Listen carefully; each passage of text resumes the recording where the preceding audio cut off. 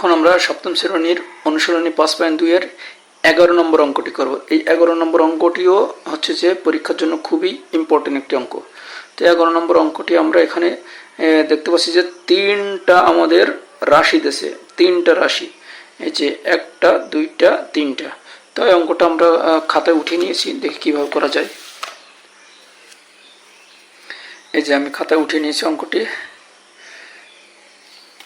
তো আমি এর আগে বলেছিলাম যখন আমাদের রাশিগুলোর মধ্যে পদ একই থাকবে তখন আমরা কি সূত্র ব্যবহার করবো? এই যে a স্কয়ার মাইনাস b স্কয়ারের সূত্র ব্যবহার করবো। a স্কয়ার মাইনাস b স্কয়ারের সূত্র হচ্ছে a plus b into a minus b।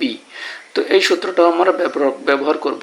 তো এখানে আমরা যদি দেখি যে এই যে প্রথম রাশিটা a, এইটাকে যদি আমি a মনে করি আর ওয়ানটাকে যদি b মনে করি, তাহলে a প্লাস b ইন্টু দ্বিতীয় রাশিটাও একই অবস্থা, a মাইনাস b, তাহলে a plus b into a minus b। এই অংশটা আমার কি হয়ে রয়েছে? এই দুইটা অংশ আমার সূত্র হয়ে রয়েছে, এই যে এই পার্টটা হয়ে রয়েছে। তাহলে এই পার্ট থেকে এই পার্টটা আমার আছে, তাহলে আমার এই পার্ট পাবো আমি। তাহলে আমি এখান থেকে কি পাচ্ছি? এখান থেকে আমি যে a square minus B square, তাহলে ওয়ানকে স্কয়ার দেওয়ার না দেওয়ার সমান ওয়ানকে যতবারই স্কয়ার দেবো আমি কি ওয়ানই পাবো। তাহলে আমরা এই অবস্থায় রাখি। তাহলে এই পার্ট থেকে আমরা কি পাইছি?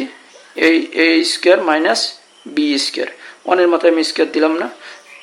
তাহলে আমার এইটা, এই যে এখান থেকে পাইলাম এইটার থেকে কি a স্কয়ার মাইনাস বি স্কয়ারের সূত্র কি? a plus B into a minus B. তাহলে এইটা থেকে আমি এটা পাইলাম, আর এই অংশটা বাকি আছে আমি এখানে গুণ আকারে লিখে দিই। তাহলে এক্স স্কয়ার প্লাস 1। তাহলে আবার যদি আমি এখানে আসি, আবার আমার সূত্র পড়েছে, এইটাকে যদি আমি a মনে করি, এটাকে b মনে করি, এই যে এখানে পদ কিন্তু সবকটা সেম। তাহলে আবার আমি এটাকে a মনে করবো, এটাকে b মনে করবো, এটাকে a মনে করবো, এটাকে b মনে করবো। তাহলে এই যে এক্স স্কয়ারটা যদি আমি a মনে করি, তাহলে a plus b into a minus b। এখান থেকে কি পাচ্ছি? এই যে এটা হচ্ছে a, তাহলে a square minus B square, a square minus B square, অনের মাথায় স্কয়ার দেওয়া না দেওয়ার সমান। তাহলে আমি অনের মাথায় স্কয়ার দিলাম না। তাহলে আমার কি পাইলাম? এটা a